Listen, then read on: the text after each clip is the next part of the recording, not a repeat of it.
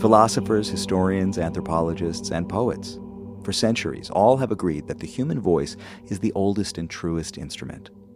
Aristotle wrote that nature gives us the power of producing melody by means of our voice, and we naturally use singing before we learn the instruments. Rousseau wrote that the first language of mankind was song. The first expressions of passion were cries. The first poetry was music. Maybe it was put most plainly by the German composer Richard Wagner, who wrote that the oldest, truest, most beautiful organ of music, the origin to which alone our music owes its being, is the human voice. Wagner wrote those words in the late 1860s. 100 years later, and about 300 miles west of where Wagner lived, Theo Bleckmann was born. Singers sometimes say that they are instruments capable of imitating the sound of other instruments, that the voice can be the bass or the flute, the drum or the trumpet. But you could also say that every instrument on the planet is an emulation of the human voice, because the voice doesn't just make sound, it moves. It's our first form of transportation, a way to send ourselves through space, across time, from one body to another. To make any sound at all, the first thing that has to happen is the breath travels through the body. Singing, at its core, is movement. So when Theo Bleckmann, growing up in 1970s West Germany, decided that he would make his voice the primary mode of transportation in his life, he wasn't joining any tribe or consigning himself to any category. He was joining a great cosmic migration. Welcome to The Third Story. I'm Leo Sidran.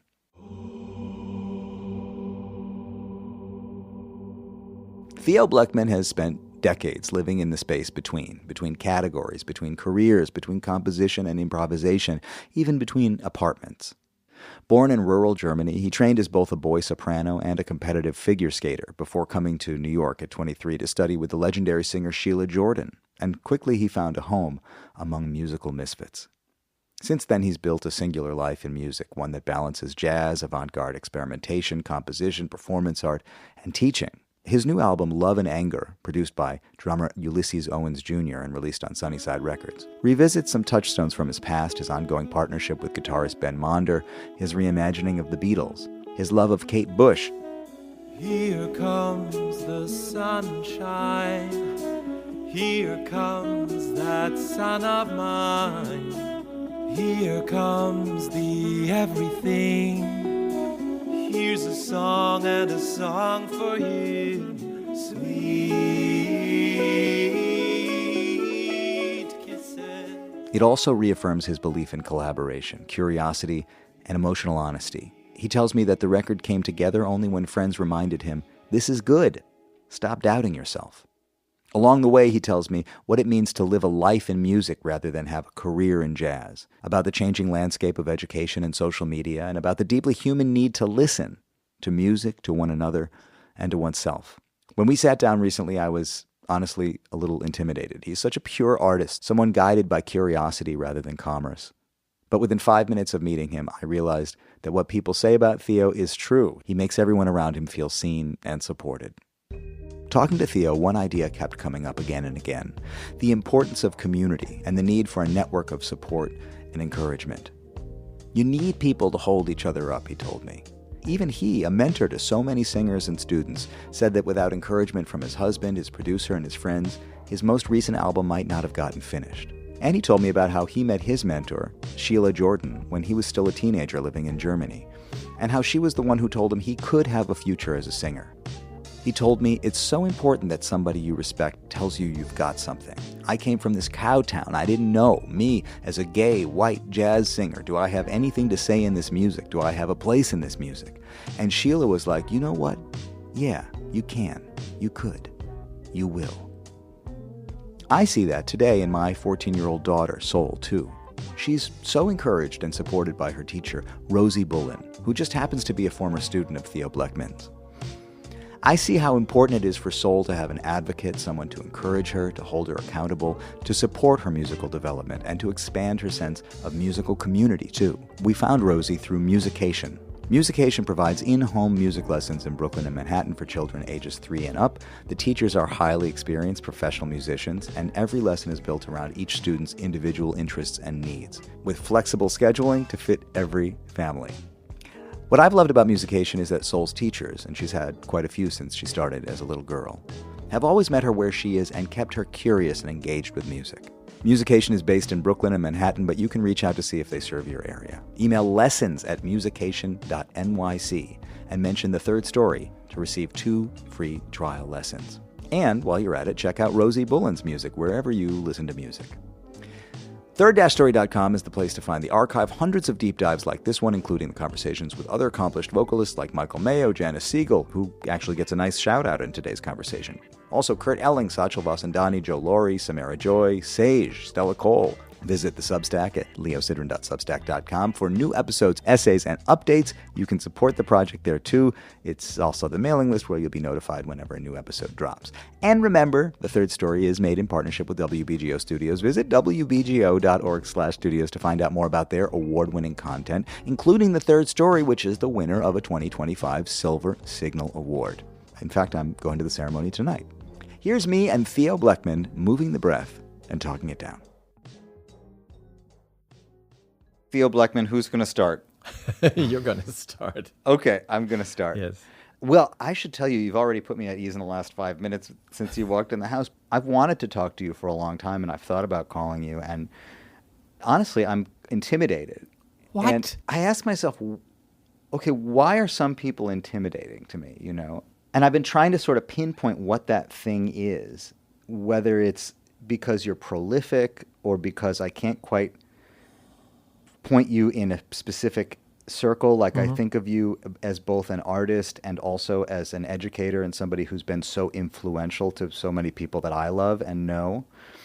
Or if it's because I think you're like a proper artist. Like I think that you take a lot of chances and you don't exist in a very commercial space. There's so much about what you do that is just sort of like, I want to get it right if we're going to talk, you know? Yeah. And so I was really careful about, or just cautious about reaching out to you until finally we just had this opportunity. You have a new project coming out. I thought, okay, fine.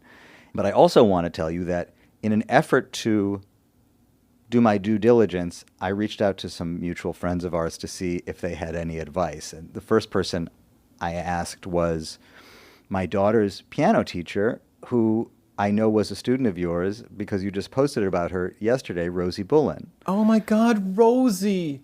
And I so love Rosie. Rosie's here once a week teaching my daughter. My God. And they write songs together. She's so creative. So I talked to Rosie and I said, you know, what do you have to say about Theo? And she said, he's the reason I live in America.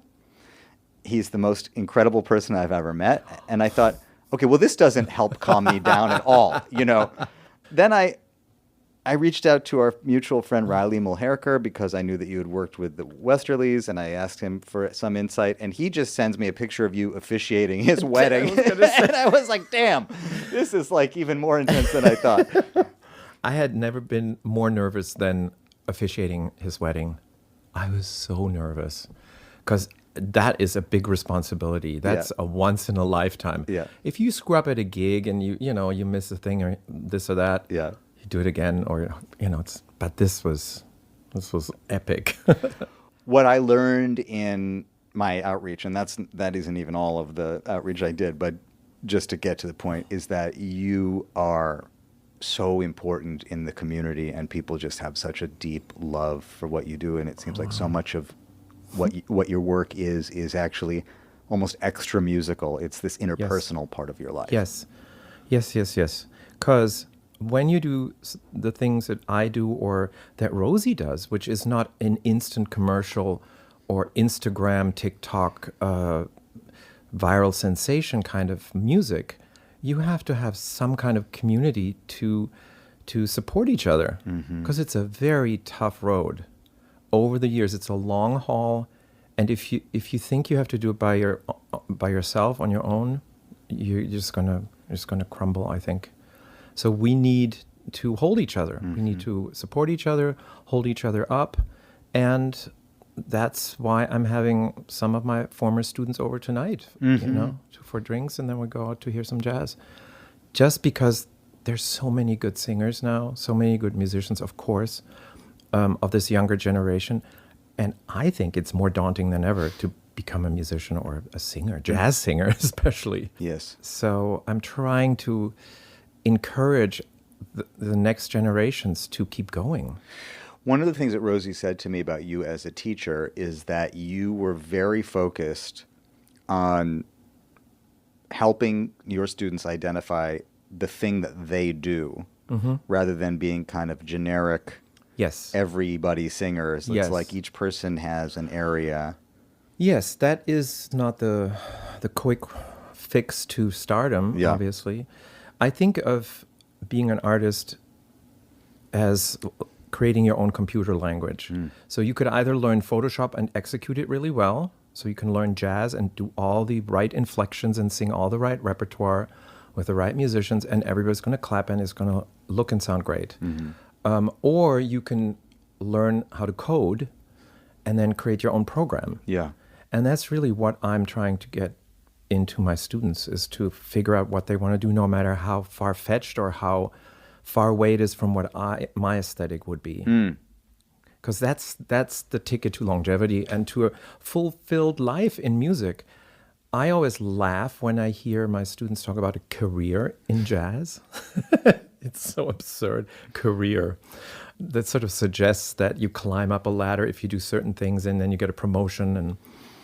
And for me, it's more a life in music is much more how I think about it. I'm so grateful and fortunate that I have a life in music. Yeah. I'm not famous, but I always have a gig somehow. It's weird. That resonates with me so much. I think it was actually during COVID when I realized that some of my friends, those who have careers, were comfortable. I mean, it was stressful for everyone, but there were some people that had their job the whole time, you know, and I realized, some of us are really on thin ice and others are kind of more stabilized. And as you say, climbing a ladder, there's a hierarchy, there's an infrastructure to support you. We're really out here alone. Yeah. Especially if you're doing something even slightly unique or slightly off. You know, you don't have to reinvent the wheel. But just doing something that's personal and not popular necessarily. Yeah. I want to just briefly sketch out your journey. I just said, when you live a life in the arts, you're on thin ice. You actually started out on thick ice. Well, I started out as a boy soprano and a guitar and a pianist as a child. And then I was always a really good skater. And during my voice break, which started around 11, 12, I think, I whined long enough to my parents that they would drive me to the nearest skating rink, which was an hour and a half away. It was a long drive. And because you were raised in rural Germany? Yes. It was a little cow town with a church in the middle. And so I got into figure skating. And I did it quite seriously for a while, ice dancing. This was for those who remember Torval and Dean, 1984 Sarajevo Olympics, the Bolero. I mean, that changed my life. So ice skating was very, very important. But music, when my voice came back, I started singing again. This is during your voice break, so there's a period of a year and a half where you were no longer able to sing the soprano part. Yes, exactly. So then I was like, singing is over. And I went into figure skating and gymnastics. Mostly more seriously in figure skating. And I did that till I was 19. And around 18, sort of my voice, 17, 18, I connected with some classmates in high school, and they were jazz musicians. The way I learned about jazz, this is so bizarre, is that a good friend of mine was a clarinet player, and on a school trip, he brought his clarinet, and he played Take 5 on the bus, just the melody. I'm like, what is that? Wow, I want to know what that is.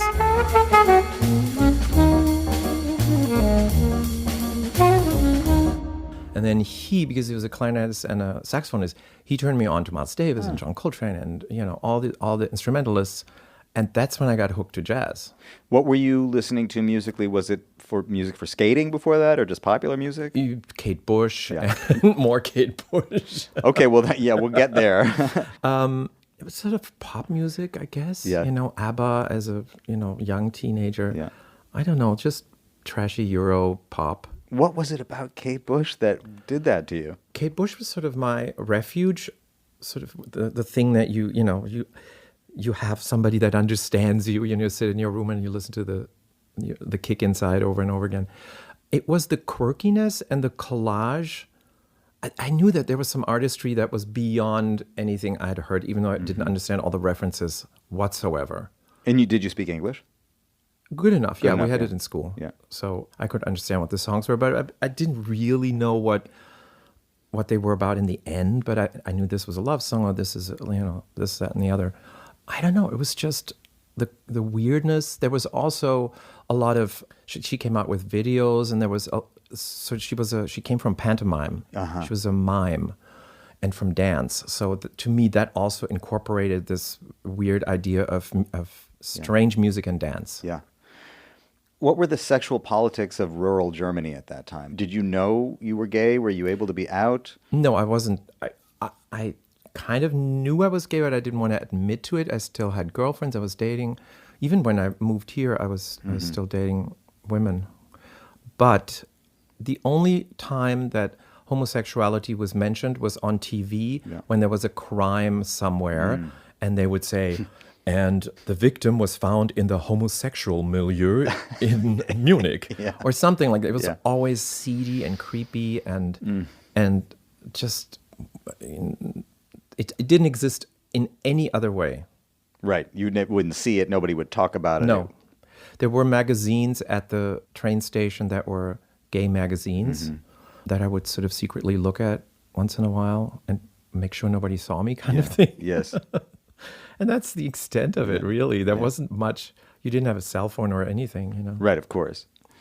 So you said this clarinet playing friend of yours plays you Take 5, and then turns you on to all this other stuff. Singers, though, or not really?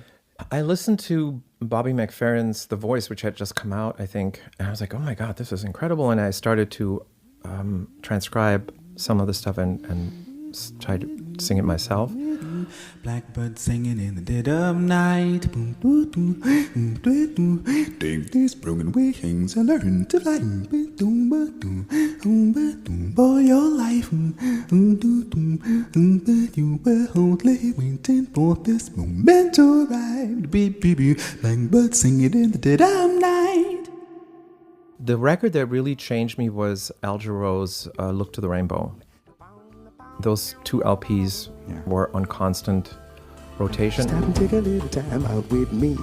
Well, just take 5, just take 5. Just stop your busy day and take the time out to see that I'm alive, I'm alive. Although I'm going out on my way just so I can pass by each day. Not a single word do we say. It's a pantomime and out of time. Still I know all eyes are for me. I feel tingles down to my feet when your smile gets much too discreet to send me on my way. Now wouldn't it be better not to be so polite? Well, you could offer a light. And also, Vocalese, the Manhattan Transfer, had put out that right? Oh, I love that record. I thought it was just... When you dig it on the back, virgin. Let's go backwards, really close enough to get virgin. I've gone backwards, back long time ago. They saw those native bones. Soon that goes was old. Have you talked to them about it? Have you talked to Janice about it? Oh, or- yeah. I've given Janice an earful about how much that record means to me. Yeah. I don't see it mentioned very much. I think it was a milestone. It's incredible. Those were my singers. I had a Jon Hendricks record. I had some Mark Murphy. I was looking for Mel Torme, of course. So you did. You had a lot. You found a lot. Yeah. I was always, even as a kid, I was always really, really good at imitating sound, making any sound that I hear. Meredith Monk called it vocal photography once. She said, "Dear, you're a vocal photographer." I'm like, that's really very accurate. I could make a lot of sounds, but I didn't know how to organize them, really. And Al Jarreau, to me, was a humongous breakthrough because he blurred, even more so than Bobby McFerrin to me, he blurred the line of where words begin, end, and come out of something else, where percussion goes into a word or becomes a sentence. That freedom and that playfulness and that joy, capital letters, Joy, that Al Jarreau has in his singing, carried me through all the records. Like I listened to all of his later records, even if they were, more pop or funky, more produced. Didn't care. Yeah. Love Just want to him. hear his voice. Yes, love him. The thing about that blurred line between the words and sounds is interesting too, because, I guess it raises a question as you move on in your career and your life, making choices about what you want to sing and whether or not wordless things can be as meaningful or can express the same way as the words do. You obviously choose repertoire where the words matter, and then you do other repertoire where there's no words. Yeah. As a singer, you have that option. Yes, and you should use it. I mean, in working with Meredith Monk for many years, I've sort of come to a much deeper understanding of not singing with words. Not singing with words is not being an instrumentalist. And when somebody says your voice is an instrument, I'm wincing a little bit, because no, it doesn't imply that I'm now imitating a trumpet, or now I'm a trombone, or now I'm a doom doom doom, and I'm a bass. I think the voice can carry a lot of emotions that are beyond words, obviously. Mm-hmm. And I want to carry that over into jazz as well, not just contemporary music. The no words thing is an interesting thing, because when I moved to New York in 1989, all I wanted to do was sing the most complicated, avant-garde, hard to do, nobody's ever done, no words kind of music. And I did. Mark Dresser, I don't know if you remember. Yeah, I know the name. Started a band called Force Green with Dave Douglas and Phil Haynes and Demna Maroney, all these super high-end avant-garde players at the time. And Mark wrote music, sent it to me, and I seriously thought that his printer, his Matrix dot printer, had a hiccup or it was, I can't, this is impossible. Yeah. And I loved that. I loved that at the time, to find something that is impossible to do and then do it, or figure out a way to doing it. I'm not in that place anymore. I've done a lot of it. Yeah, yeah. I have a few people that I can do this with, and Ben Monder is one of them. But it takes a lot of dedication and practice. And I remember walking around the subway with a cassette player just to get used to the melodies. I mean, it was so atonal, and it was rhythmically so challenging. Yeah.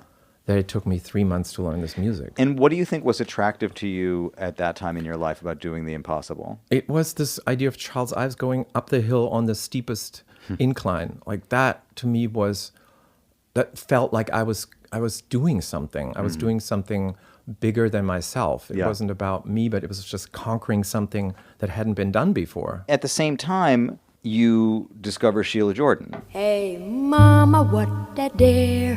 Hey, why that under there? And oh, mama, hey, look it over there. Hey, where they going there? Hey, what they doing there? Hey, mama, can I have that big elephant over there? Well, I discovered Sheila Jordan before I came to America. She was a main reason for me. So if I'm Rosie's reason, then Sheila is my reason. Yeah. She helped me tremendously in that she invited me to stay at her apartment. I had a scholarship from Boston, which I didn't take because I wanted to be in New York. Yes, so Sheila Jordan, I discovered on a strange whim. I opened a jazz magazine in Germany, and there was a tiny, tiny ad about her coming to Graz, Austria for a workshop. And I took 3 trains, a 15-hour train ride, auditioned for her class. And to my great surprise, I got into a class of 6 people out of like 70 auditioners. I'm like, what is happening? And so Sheila and I immediately connected. Yeah. And when I heard her, I remember sitting there, like I was frozen. It was just an apparition. She was so connected to something that I was just in awe of her, and still am. Do you think that passing that first hurdle of being selected among all those people gave you a sense, oh, maybe there is something here? Yes, 100%, Leo. It is so important that somebody that you respect says, you got something. And honestly, says so. Because I came from this cow town. I didn't know. Yeah. Is this, am I any good? Do I have me as a gay, white, jazz singer? Do I have anything to say in this music? Do I have a place in this music? Yeah. And Sheila was like, you know what? Yeah, you can, you could, you will. And that was, that took a while that seed needed to grow and grow and grow and really take hold in me. But that was very instrumental. Yes. Very important. Was she focused on repertoire? Very much so.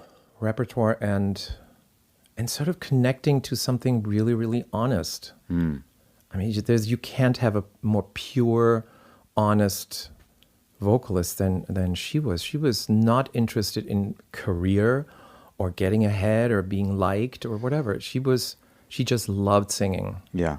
And she loved people. She loved students. She loved everybody equally, which is the biggest legacy I can think of, besides her music, which is incredible. But she loved equally.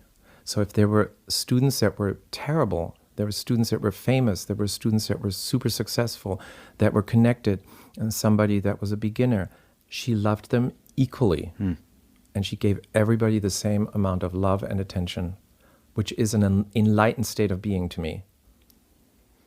Yes, I've thought about that, about allowing to give yourself equally and fully in every situation that you go through, like stripping away all of your own, preferences or prejudices or hierarchies, and you're just not good enough for my friendship or something like that. Yeah, none of that. Yeah. So she was the reason. How old were you when you came then? I was 22, and I had to do 2 years of conscientious objector service because the draft was still on. And when I was done, I want to get out of here. And I'm glad I did. The other piece of your childhood is that you were adopted, but close with your adoptive parents? Yes, I was. Yeah. I was very close. I mean, my father died when I was here, so 23. So I didn't really have much of a adult life with him. Yeah. But my mom died in 2016, so I was very close with her. Yeah. I read that you felt like you were like a little bit of an alien, that you had been dropped out of kind of nowhere. Yeah. I always felt that I was in the right family, of course, because I was loved and well taken care of. Yeah. But I didn't feel like these people were my people. Not my parents. I mean, the surroundings. Yes. I felt it's not a fit. Yeah. I'm not staying here. I mean, I've often thought about what it means to leave your country and go somewhere else. And there are, any number of reasons that people might do it, seeking opportunity, economic, whatever. But often it seems like those who are primed for that are the ones who, for whatever reason, are not a fit wherever they came from. And so it's easier for them to say, I'm going to just reinvent this, or I'm going to do this somewhere else. Yeah, New York is partially a bunch of misfits. Yeah. Right? Yeah, a lot of people that felt that way. And I like it that way. And was it a fit right away? Did you find a place for yourself in the community here when you first got here? And, I came to New York. First of all, I had Sheila, which was great. And Sheila introduced me to other people right away. But it's not even that. I came here and I knew this is it. Yeah. And I didn't care if I was going to become famous or successful in any way. I was like, if I can just live here, I'm going to be happy. Yeah.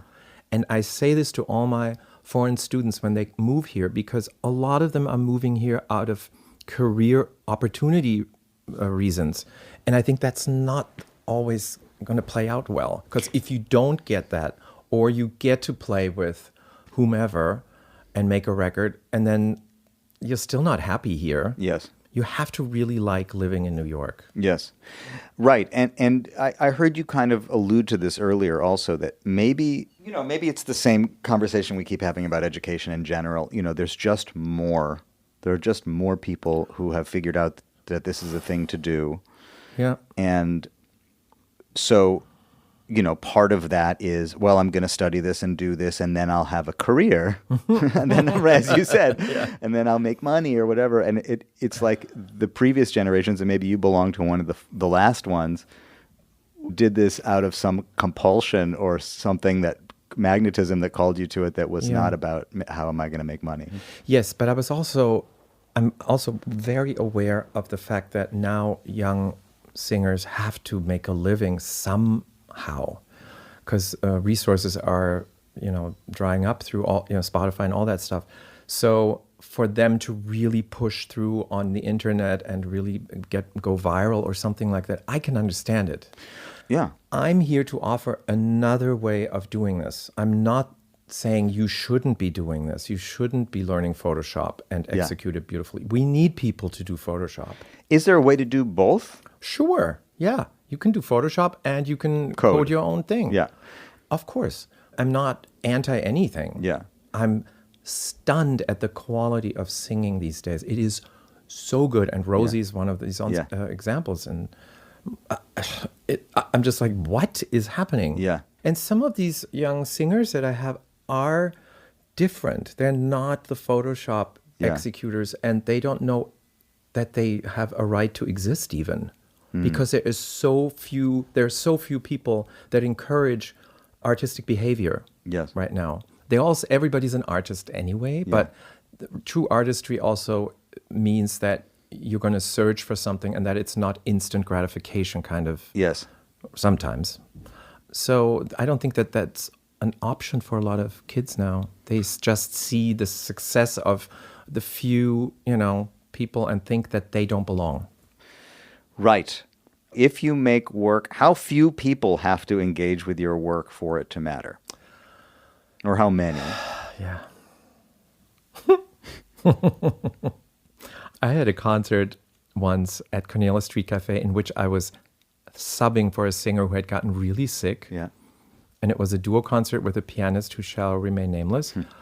And it was a snowstorm, but 2 people showed up at this first set. And it was a snowstorm and it wasn't my gig, but still 2 people showed up. And once we started the music, which was very, very out there, avant-garde kind of stuff, they started arguing with the bartender to get their cover charge back. And they left. And that's just and there was you. Nobody. And then there were none. And so is it a gig? I mean, that's an interesting thing. It's like, is it a rehearsal? Is it a gig? I don't know anymore. I mean, you could be brilliant in your living room for 40 years and then somebody finds your tapes and it's the best thing they've ever heard, or not. It's not so much, to me, it's, of course, you need an audience, you need to have people, but also, are you really feeling in tune with yourself when you're doing it? Yeah. And if the answer is yes, then by all means do it. Yes. And it matters. And find a way to make it, either you get another gig to finance your music, or you find an audience. Yes. You mentioned Meredith Monk, but it seems like that was another revelation for you along the way. Yes. I knew coming to New York that I wanted to do something weird and different right away. And I knew at that time that singing bebop or jazz standards, even though that was my diet for many, many, many years, especially under Sheila, was, I didn't feel that I had arrived to do that yet. I needed to somehow accumulate some more, I don't know, like colors or something. Like I didn't feel equipped to sing this music yet. And so I went through avant-garde and atonal wordless stuff. I went through free improvisation and electronic improvisation. Yes. And I met Meredith Monk in 1993 or something like that. And she invited me to her 50th birthday party. And we danced together, and she said that was my audition. The dancing. Yeah. She said, she already knew that I was a jazz singer because I had been performing with Kirk Nurok, a wonderful composer and jazz pianist. And she had heard about these gigs that we did through a friend. And so she claims that was sort of an audition. And as soon as I saw her work live, I was like, I want to do that. Yeah. What was it about it? It was the it reminded me a little bit of Pina Bausch's work in that you don't know exactly what it's about.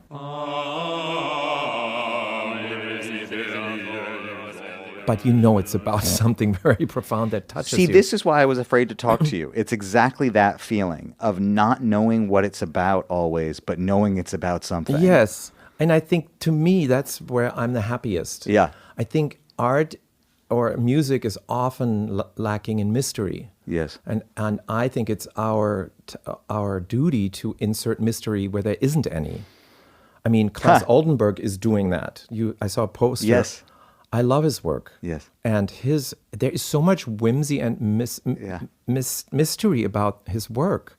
That's not just clever or gimmicky, but that sink, that kitchen sink that's made out of this vinyl that's sort of collapsing like water is genius. I think about that all the time. So for me, that's really where I see myself. Yes. Bringing mystery to something where there isn't really much. It's so interesting that was the thing that because you just helped me identify the thing that scares me. I mean, I tread lightly. I just don't know. I don't know what my criteria is. Yeah.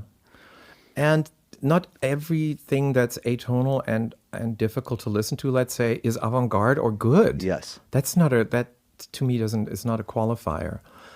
At the time that I moved here and I was young and eager to do something, I wanted it to have some aspect of challenge. Let's say it like that. And Meredith's work definitely is challenging on a lot of levels, physically and emotionally, and it brought together my love of movement and performance, and of course singing complex music with other singers, which I, as a boy soprano in a choir, loved singing with other singers. Yeah. It was there's nothing like it.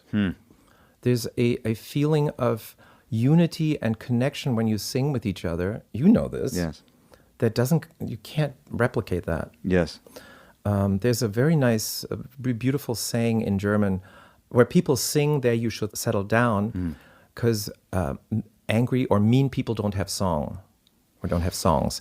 It's not quite true, we know that. But in general, when you sing, you're happy. You mentioned Ben Monder also and the relationship. You said he's somebody that you're willing to continue to go complex and deep and granular with.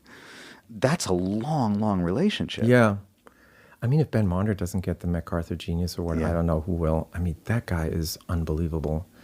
I saw him perform at the old knitting factory, and I said, this is the guy I want to work with. So I had a gig at Cornelia Street Cafe, not the gig that I was talking about earlier.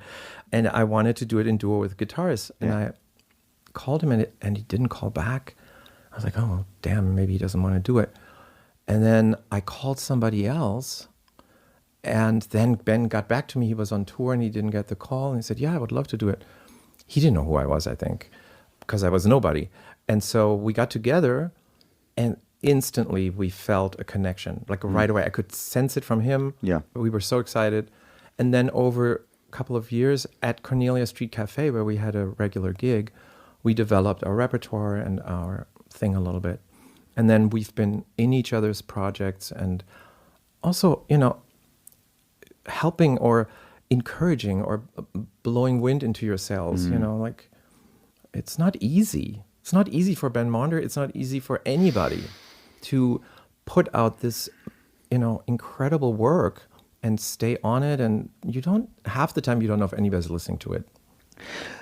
Riley Mulherker pointed me to this arrangement that the two of you did, or I don't know whose arrangement it was, this recording from one of your early records of I Remember You with Ben. Because you're talking about how there was a time when you had all this repertoire from Sheila, but then you also were looking to do something.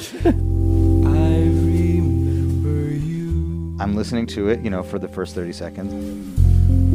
You're the one who made my dreams come true. And I'm thinking it's just like a lovely rendering of the tune. And then you've inserted, and this is back when we listened to CDs in our cars or wherever, and they would skip. I remember you. And that feeling of a skipping, scratched CD. Said I love you too. to think that you developed this live?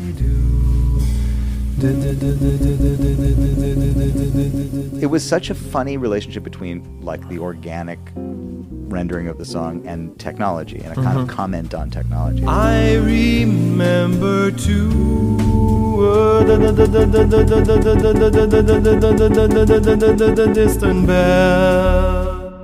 It's a little bit Dada, but it also relates to the content of the piece. That's why I chose I Remember You. Because for me, memory or remembering somebody or something can sometimes have this very, very echoey kind of effect in your head. You think about this parking lot in Akron, Ohio, that like, why? Why am I thinking about this? It doesn't move, and it just keeps flickering. So that's why I chose that song. But the idea came from listening to a CD, and it started to skip, but it skipped slightly differently every time in that same place. I thought it was so for me it was like a doorway into the cellular structure of life or something. It was so weird. And yeah, it's like, what if the CD skip gets bigger and bigger and bigger until it is actually the thing that you're in. Yes. So that was sort of the idea behind my arrangement. I always find it, now it's not happening anymore, but when you're in a restaurant and there's a skipping CD, nobody notices. Have you noticed that? I've had that experience. Nobody's actually listening to the music. They hear it as just I think it's fantastic. I mean, but so you turned it into music. I mean, it's funny also now, whatever it is, 20 years later, because I think that's maybe 20 years old. Origami, that it also has a new layer of memory attached to it because it's evocative of a time when I listened to CDs, and I don't listen to CDs anymore. I don't even know if half of the younger kids understand what that is and what that even is. Yeah. I know. I have my CDs, and it's a point of contention with my wife, who's like, okay, we want to downsize. Let's start with the CDs. They're not in this room, but they're in Be careful, because I downsized too much. And I'm missing some CDs. I have all of Sheila's CDs, of course, but some stuff you can't find online. I know. I think some of your work you can't find online. Yes, like my solo record, Anti-Room. Why? Come on. Why can you not find it online? Yeah, I need to talk to the record label. It's a beautiful, beautiful record of just overdubs, no lyrics. It's a ambient 47-minute piece that goes through different sections, but it's like an ambient cloud that moves through different weather. And I don't understand why this is nowhere to be found. I guess on YouTube, maybe? Maybe. Yeah. If I did wait to talk to you because I wasn't sure when, I actually think, speaking as Love and Anger, this record that you're putting out right now is coming out, was a good time to wait because it does kind of cover a lot of the ground that we've been talking about, including some of the collaborations. Ben Monder is on it. It lay buried here. It lay deep inside me. It's so deep I don't think that I can speak about it. It could take me all my life, or it could only take a moment to tell you what I'm feeling. 'Cause I don't know if I'm ready yet. You come walking into this room like you're walking into my arms. And what would I do without you? So there are some pieces of it that have been sort of following you through your career, and then there's also some newer stuff too. You decided to work with Ulysses Owens. Yes, Owens Jr. The third. He invited me to do this project called Songs of Freedom, which was the music of Joni Mitchell, Nina Simone, and Abby Lincoln. And it was with 3 different singers, originally Dee Dee Bridgewater, Alicia Olatuya, and myself. And so we toured that for a couple of years. It was a very fruitful project and super fun. And Ulysses and I were, instant friends, and we kept our friendship going. And he had heard you on your Kate Bush record originally. That's what he liked. And so we kept hanging out, and he showed me how to smoke cigars. And Are you good at it? No, not yet. So we, and then he's at one of those hangs, he said, I would love to produce a record for you. I'm like, yes. Yeah. I was too shy to ask. Oh, really? Yeah. Oh, I would always loved his playing, his producing. So it was really great. Was there pre-production involved in terms of thinking of, no? No, we just selected the repertoire. Well, I guess that is pre-production. Sure. And then there was Ulysses came over to my house and we sort of looked through my repertoire and I said, I have this arrangement of Mighty Real, but I don't know what to do with it and yada, yada, yada. And within 10 minutes, him and I were just like rearranging everything. It is so important, and this goes back to what we've been talking about, community and support. Yeah. Somebody say, no, that's good. Yes. That is good. Yes. Why are you discarding that? I'm like, this is nothing. This is a little bit doobie, booty, this little bass line. He's like, no, that's great. And if Ulysses says it's great, I believe it. Yes. I mean, speaking of Mighty Real, like, one of the things I take from that is, yes, I might be making challenging work. Yes, I might be making work that has a meaning that you don't always understand, but I also have spent some time on the dance floor. I like popular music. When we're out there dancing on the floor, darling, and I feel like I need some more, and I feel your body close to mine, and I know, my love, it's about that time, makes me feel mighty real, makes me feel, you make me feel mighty real. I love popular music, Yeah. and I have the highest respect for people that can write a song like you can. that has shape and has a build and has intention from A to B to C, like through the end. Like it, I have nothing but respect for that. Yeah. But yeah, so the Mighty Real, and there's other more Frank popular- Ocean. Yeah, Frank Ocean, which was a suggestion that came out of Ulysses and me at the same time, pretty much, because I love that record. I love Frank Ocean, and that song was just 1 year of just listening to that song. So we wanted to do that. Smoking good, rolling solo.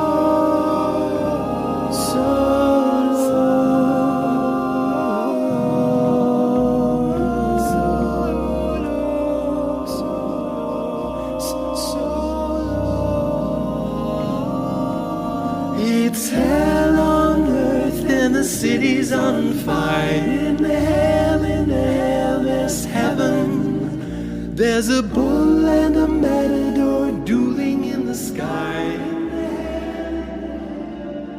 I mean, also, Lennon McCartney, like that, there's nothing more structured and classic than revisiting Beatles material. Yeah. I went a little bit, I took the scalpel and just Yes, you did. cut it into pieces. Hey, you've got to hide your love away. Hey, you've got to hide your love away. That came out of a project from the Frankfurt Jazz Festival that I did with Ben Monder, actually, and Julia Hulsmann trio. Yes. And we did a whole Beatles program that unfortunately we didn't get to record for ECM, but I don't think Manfred is a big Beatles cover kind of. So we did, that was, my contribution, or one of the contributions. And I just wanted to record it. Yes.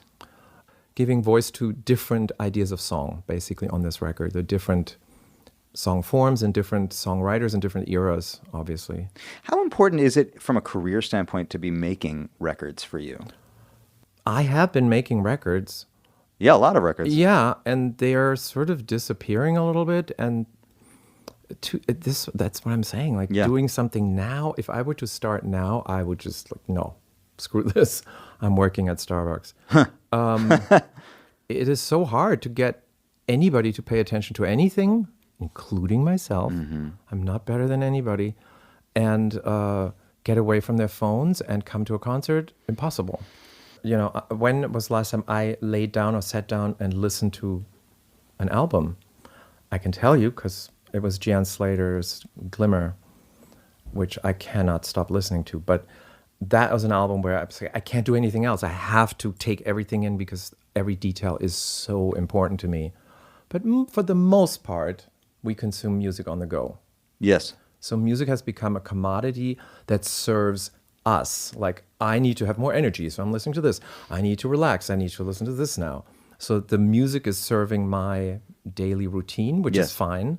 But rarely does one sit down and say, what has this person to say? What is, let me see what they have got to say. Yes.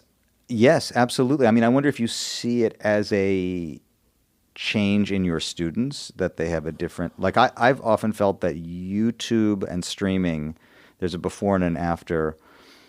Yes. We talk about not having CDs anymore or whatever, but, having had to go and find the Al Jarreau and the Jon Hendricks and the Mark Murphy and the Manhattan Transfer record, and each one of those records represents a rite of passage that you had to go through, as opposed to living in a world where you could sort of spend 30 seconds kind of dealing with all of them. Oh, okay, I see. Okay, yeah, I know Betty Carter. I listened to half of her video. Yeah. Sure, that exists, but I also see that the skill level is enormously high right now. I don't even know where to put that. Yeah. Like, why are there so many incredibly skilled singers with voices for days? Yeah. It's really incredible, and I'm happy about that. I'm happy for singers to sound better than ever.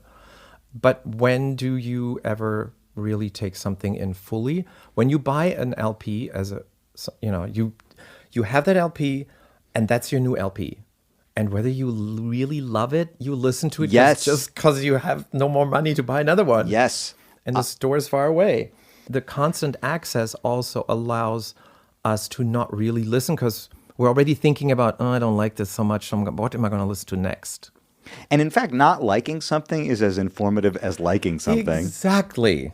And oftentimes you can learn so much more from something that is not that good. Yeah. Or is not even liking, but that's flawed. Yes. Then you see what's not working. Yes. When something is absolutely perfect, you can't really figure out what you need to work on. Yes. Right. And what does that mean to you? Yeah, exactly. So you talk about the technical level. On the other hand, it seems a big part of what you work on with people is technique. Yes, because I feel that when you technique only in the sense of discovering or getting to know your own voice. I don't teach technique that will make you sound like you have technique. To me, that's the worst kind of singing. Yeah. So I just want, if your voice is in a place where you can move around and sing pretty much any register variation in any vowel, so the independence of vowel sound and register, then you can do a lot of things. And then it's not up to me to say, with that voice you can only sing bossa nova, or with that, that you should be singing pop. That's very funny that you say that. When I was taking voice lessons with Jamie Lenhart, and she said to me, right now, you can sing bossa nova. That's exactly what she said to me. It's so funny. I just texted with Jamie. It's her birthday today. Oh, it is? Yeah. I'll send her a message. Yeah, so for me, learning how to navigate through my voice in different registers made it possible for me to sing in so many different contexts. Yeah. And I say this to a lot of my singers that are searching. I say there are many, many, many contemporary composers, whether it's atonal or tonal or minimal or whatever you want, that are looking for singers that can sing in tune, sing with and without vibrato, and know how to improvise or change parameters of sorts. That is a skill that most jazz singers have. And why not put it to good use? You don't have to sing all of me all day long. Yes. Well, so now this is a major question, and I think it probably applies in many realms in contemporary jazz, improvised music, whatever. But specific to singers, it's a big question. For years, the expectation was, or the assumption was, oh, you're a jazz singer. Okay, so you know all the tunes and you can improvise over all these tunes. Like that was one version of what the job was, or what the expectation was. I get the sense that you're exploring a completely different version of what that is. Yeah, because I like to do different things, and I like to work in different contexts and with different composers. Yeah. I did a piece that's now being remounted with David Lang, who wrote a monodrama, and it's string quartet and voice, and it's like there was a set, there were costumes. I had to learn the whole staging. I saw one video, and it deals with suicide, right? Yeah. Note to a Friend. Yeah. And I love Beautiful. that. I love doing stuff like that Yeah. in between concert or recording stuff. This is, to me, all of these different branches inform or are connected to the same tree trunk or inform each other. Yeah. So what I do with Meredith informs what I do with Riley or what I do with Kneebody or, back and forth. So these things keep my creative spirits alive. Yeah. What is your actual just maintenance routine? Since COVID, watching a lot of Netflix. What do you watch on Netflix? I thought today was Friday, Yeah. and I started to get so excited because the Great British Bake Off or the Great British Baking Show was going to be releasing another episode today, but no. That was our COVID routine. Oh my was wonderful God. in our family. I think it's one of my favorite shows ever, and I don't even bake or cook at all. The thing that I think is wonderful about it is that it seems to point to like a real innocence, like in humanity. I totally agree, and I wonder if it's manufactured sometimes and if it's curated a little bit. Yeah. But the idea of people being loving to each other and supporting each other in this endeavor that is completely wonderful and not being in competition and not winning a prize, blah, blah, blah. Yeah. Anyway. I know this chair gets a little uncomfortable after a while. No, I'm no, sorry. I like it. Actually, it makes me able to sit. Yes, sit properly. Cross-legged. Yeah. So my maintenance is to sing as much as I can. Sometimes that is not always possible because I'm teaching a lot and that's tiring. But singing, I've noticed that when I'm on the road, my voice gets better and better. Because you sing a couple hours a day. I sing more. I sing a couple hours a day. Yeah. And sound check. And after a while, I don't have to warm up. Everything is in place. Yeah. So I try to keep that, and whether it's singing through songbooks or singing along with stuff. And sometimes it's listening, sitting and listening, which I've started to do with my students as well. Because on their own, they're listening on the subway or something. So really sitting down and listening to the same cut once, twice, 3 times. So you'll do that. You'll listen to the same cut 3 times with students. Also, listening in a group is a different experience. So true. Having a listening party. Yeah. Or as you said tonight, you're going to get together with students and go hear music. Yeah. We definitely are not listening in the same way anymore. Also, if we want to equate listening to music to listening to each other, we don't listen to each other anymore very much. Like most discourse is output. And the bigger and the louder the output, the more likes it gets. Yeah. But listening is an acquired skill, is something you learn. Yeah. And back to Rosie, this is dedicated to Rosie. I was sitting with Rosie, she came to visit. Yeah. And the way she listened she wanted to know what I was up to, which was also very endearing. And she sat there and listened, and I saw her listening. She wasn't thinking about what's she going to say next. No, she was listening. I was like, wow. Mm-hmm. This is what it feels like. 10 gold stars. Yeah. That's really, really special. Okay, so singing as much as you can. What about just physicality, diet, exercise, all that stuff, sleep? Yes. Physicality. I go to the gym every day. Yeah. And I eat healthy and all that stuff. Yeah. Just normal, basic. Yeah. Be good to yourself. Yeah. Drinking? No. Okay. COVID has taught me to embrace cocktails, which I really love. Yeah. So, I could do less. Oh, couldn't we all? Yeah, social lubricant. I understand that you and your husband have essentially lived separately for years. And that's a kind of choice that, a certain kind of family can make. Just in terms of talking about how your life is organized, would you be open to talking about why that works and how that works? Well, we didn't know that it worked until we realized it works really well. So when we met, we didn't live in the same area, even in New York. I was in Chelsea, he was in Flatiron. And then after we dated for a while, he said, there's an apartment across the hall from me that's empty, and why don't you move in? I moved in. And that was ideal. I think it was like 7 years or something. that we had that arrangement, and I could run across, in my pajamas, and Yeah. if I forgot something, and it was great because his apartment is too small for 2 people, but it's rent stabilized, and it's a great apartment. So then they changed the building, turned over to luxury condos. They could not evict him, so he's still there, but they kicked me out, so I had to live somewhere else. And we realized, and it took us a while to fess up to it. We're like, you know what? This is actually really nice. Mm-hmm.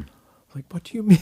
Yeah. You have to have a very confident Yes. and self-assured person that is not threatened by you not spending Friday evening over or something like that. You Yes. know, if you say, you know what, I'm not feeling, I just want to be by myself.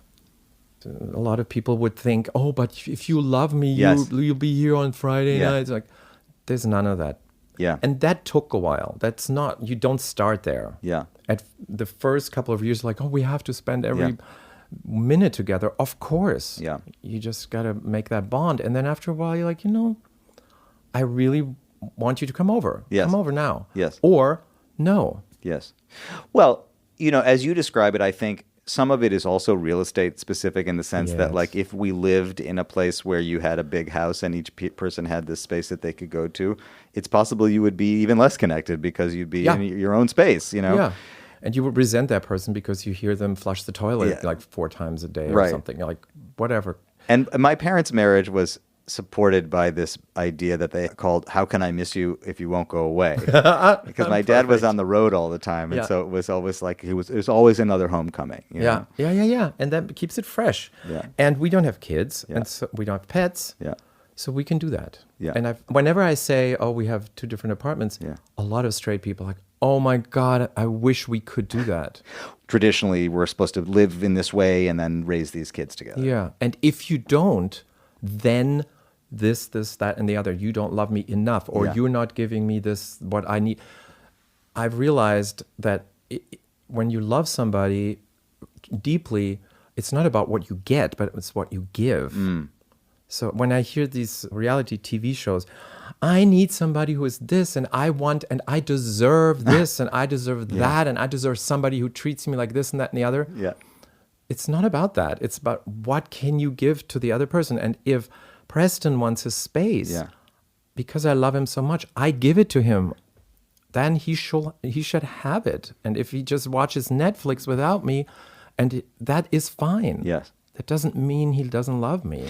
But I'm telling you, it took us years to admit to it. Yeah. And it's something you sort of traipse towards, and then you check in and see, oh, you too, you're okay? If I don't, well, okay. And so forth. It's something you do together. It's not something you just make a rule of. Right. Which is also a lesson to be learned that, like, even in very long relationships, rules, change. They must. Yeah. Otherwise, you're stuck. Yeah. You mentioned earlier, again, tell me if you don't want to talk about this, that you live in artist-subsidized housing. You were on the waiting list for 2 decades. Yes, 23 years. Yeah, I'm very lucky, and it relieves a sense of I have to continually shovel money into my bank account to pay the rent, and then it's gone the end of the month. And I have done that successfully without going into debt. But there was a time when I was younger when I put my rent on my credit card. Sure. And only because my apartment was burnt down because of the landlord's rewiring fault that I got a little bit of money to pay off my debt. And from then on, from 97, I've never been in debt again. But other than that, it's been shoveling money into the account and throwing it away to rent. Yes. I mean, the reason I think it's important to talk about it is, again, because people don't often talk about this aspect of it. And I think also when you talk to people about being an artist, there's so much mystery around it. What does that mean? What do you do? What is your life like? How do you know? And the other thing is, what are the realities of actually surviving this way? It's hard work. Yeah. I never call myself an artist. Never. I think it's a little pompous, actually. My father says the same thing. He's Oh. always said, I don't I don't know what that means. I don't accept that. I don't. The other people can say that about me if they want to. Totally. I embrace it. But this, like, I'm an artist, therefore what? It's you have to show up, you have to work hard, you have to be reliable, you have to it's the continuous showing up that's really, really tough sometimes. Like when you have the choice of not showing up to show up. Kurt Elling said the same thing to me the other day. He said, a poet cannot call themselves a poet. Somebody else can call them a poet. Exactly. Well, he would know. He's really good with poetry. Yeah. But it's the sort of the same thing. It doesn't serve you necessarily. Yeah, but I don't know. It just seems pompous to me. And whether it's art or not is not for me to decide. And then we get into this, what is art? Who cares? I think of Laurie Anderson. Yeah. I wonder if she would be somebody who you've worked with, would describe herself as an artist. She would say probably the same thing that I just said. Yeah. Or she would have a way smarter answer. I mean, Laurie is one of the smartest people you'll ever meet. Yeah. I saw her the other day. I saw her with the New York Times in her hand. I'm like, you're reading the actual paper? Yes, I am. It's like, of course you are. I'll trust you on that. That the people that are out here making this work are not necessarily... I mean, Meredith is a really good example. Yeah. I would call her an artist, no question. Yes. Of course. And she would probably say that. So, but she's not going around, I'm an artist. Oh, I'm so precious. I'm so enlightened. And it's just, but who needs that? What about social media? What about social media? Everybody says, oh, you have to have social media. And I don't know. I find it, if you can find a way to sort of ironically comment on it in some ways. The posts that I do about gigs or the music are most under-liked. It's usually the personal weird stuff that people respond to, and I don't blame them. You know, self-promotion, you have to find a way to self-promote yourself through another alley in some way, and I'm just like tired of it. You know, like, oh, you have to find a clever way to entice people to listen to your music. I don't know. I've said to Rosie and Sabeth Perez, my other wonderful student, and many other students, I said, what you don't do on the internet is also a message. I don't know if that is even helpful, but if you're not doing what everybody else is doing and following everybody's advice to do this sizzle reel and this, the other, that also has a message. I think. I don't know. I'm sure that it does.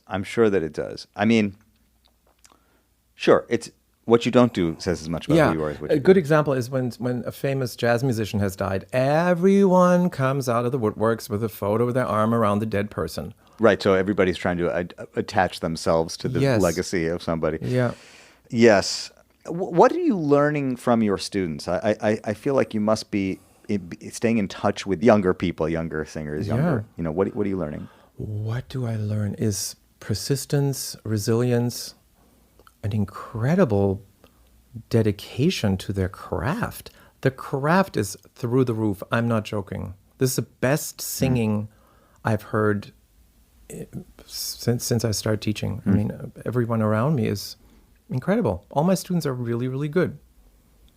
Exceptionally good. Yeah. So I don't know where that comes from, whether it's the internet or this era of the resurgence of embodied singing or, you know, full voices again. Yeah. It's nice. When you came to work with Sheila, did you go to conservatory here? I went to Manhattan School. You did? Yes. And then I switched because I couldn't afford it anymore. I went to City College where she was teaching. Uh-huh. It's interesting that you say even back then that you couldn't afford it anymore, because I know that there's financing and scholarships and all. And Sheila had gotten me a scholarship, but it still wasn't enough. But think about it today. Oh, my God. And then you have a diploma as a jazz singer. Good luck on ya.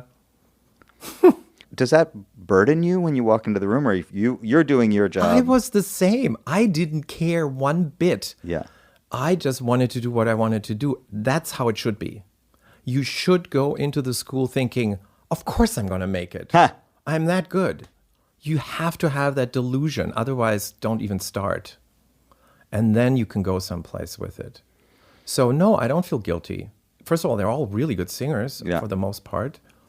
And I don't, of course it shouldn't cost that much. That's a whole other political discussion. But no, they're all great. Go for it. Right. So Yeah. it's not like you have any sense. I mean, even my wife is a yoga teacher. She and I sometimes talk about this sense of responsibility that we have. Imposter syndrome meets responsibility of like, I want people to get their money's worth, even if they paid, It's a good point. Whatever it is, because they're paying so much, And Yeah. I realized as a teacher, you cannot, I'm not a library of everything. Like I can teach everything that I know, but I don't know everything. Nobody knows everything. So it's also the student's responsibility to draw out knowledge from other people, not just for, I think this might be a problem in today's teaching. And again, this is probably another discussion, but students come to the teacher thinking they're going to a store to buy something, and then they have it, and then they are that. Yes. Instead of, what can I get from this person, and how do I work on myself to implement it or make myself better? Yes. It's less about that. It's about, what do I get from you? Yeah. And oftentimes, or sometimes, students will not take my advice because they think that they know what they need. Yes. Well, but again, hearing a record that you don't like, Yes. even if it's not that it's not good, it's just you don't like it, will tell you something about what you do like. Yes. Getting advice from a teacher that you disagree with will help you understand what you agree, what you believe. Yeah. And sometimes that rub is defining you. Yes. That's very important. Sometimes I feel that that's shutting down, like it's disqualifier Yeah. for learning. I think that's exactly right. A lot of singers don't know what they want to do, but they know what they don't want to do. Yeah. So by process of elimination, like a sculptor, cut away what you don't want to do. Yeah. And then you're left with what you want to do, or Yes. what you're doing, actually. Yes. The other thing that I hear in your teaching, and I heard from Rosie when she was describing it, was a sense from you that you don't necessarily know which part of yourself you're going to deliver until you see who you're delivering it to. Mm-hmm. Like, it's not all people need to receive the same information at the same time. Of course. Yeah, it's bespoke. That's why it's so expensive. Yeah, right, that makes sense. I love talking to you about your teaching, but you're also constantly creating and working. And, this record is coming out. It was made a year and a half ago. You're obviously working on another record already. But I'll tell you one thing. First of all, kudos to Ulysses. Yeah. I was at a standstill with this record in January or February, and Ulysses came over, and my husband and Ulysses listened to what I had done thus far, especially with solo, and I didn't know if it was any good, and they both sat there and like, this is great. Why are you even hesitating? Yeah. And fix this, and we're going to do this, and we're going to wrap it up here, and blah, blah, blah, blah, blah. And solo, the Frank Ocean piece, is much longer in its original. And I couldn't figure out how to do the second part. And Ulysses said, just do the first part. It's fine. It sounds great the way it is. So had you recorded with Ulysses and Matt and... Yeah, this was all done already. And then you took it home and you played with it and you layered it and you did all the things. And I was so isolated in this process. And some of it I thought was good, and some of it was like, who wants to hear this? And it's stupid, and it's the same thing. And so, it came to a standstill. And it was only because somebody said, no, this is good, Theo. And then I'm like, you know what? I thought it was okay only. Yeah. And then through a few changes, it became something I really can stand behind, obviously. But sometimes it takes a village to make a record. You clearly seek a certain kind of collaboration. Yes. But you also have a thing that is very much you that you do. You chose to work with Ulysses on this record, whatever, but then you went off into your corner and you explored alone and then brought it back to him, and which seems like a great balance between allowing your other light into the room and then now it looks great, but in the process, and I say this to young singers, it is really hard sometimes, and it gnaws at you, and you're just like, I'm doing the same thing over and over again. It's my and there's nothing, and you start to just eat at yourself. It's through those times that we have to be supportive of each other. Yes. Right? Otherwise, you're just going to self-destruct. And little by little, you don't want to do it again, and you don't want to be singing, and you don't want to write a song, and you don't. So that was hard. That was not easy. It sounds really good now. Yeah. I'm very proud of this record. I hope it does, it does get people to listen to it. Yes. I want it to be a record that people can listen to. Yeah, what is success in that sense for you? What Is would when people listen to it? Yeah. When people say, "Oh, I have this record, I love listening to it." It is nice to know that people respect you and think that you're doing important work and all this highfalutin, pious stuff. But if people say, "Oh my God, I listened to that record yesterday," I'm like, that's the best. Maybe I'm in the wrong field for that, but sometimes you make a record or you're on something and you forget about it, and then years later somebody says, "Oh, I love this." Da, da, da, da, da. Well, I was thinking about that when I brought up I Remember You, because I Yes, was thinking this that's is an old. arrangement that you did over 20 years ago, and Yes. I just discovered it yesterday, and I had a reaction to it. Yeah. Something that you were thinking about doing 20 years ago, 2 decades ago. I had a student, a young kid, come to me after a masterclass at NYU, composition masterclass, and he would not shut up about that arrangement. He Yeah. said, "I wrote my paper on it. Yeah.